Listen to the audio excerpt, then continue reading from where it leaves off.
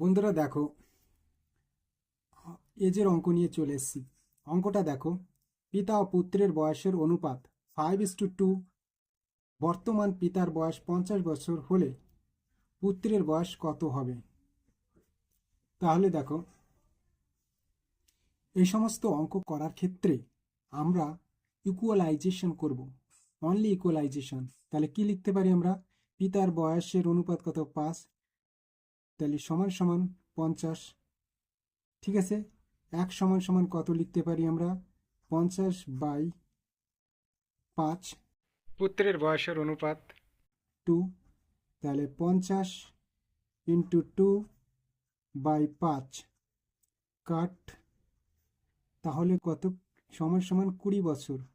অতএব পুত্রের বয়স হবে 20 বছর।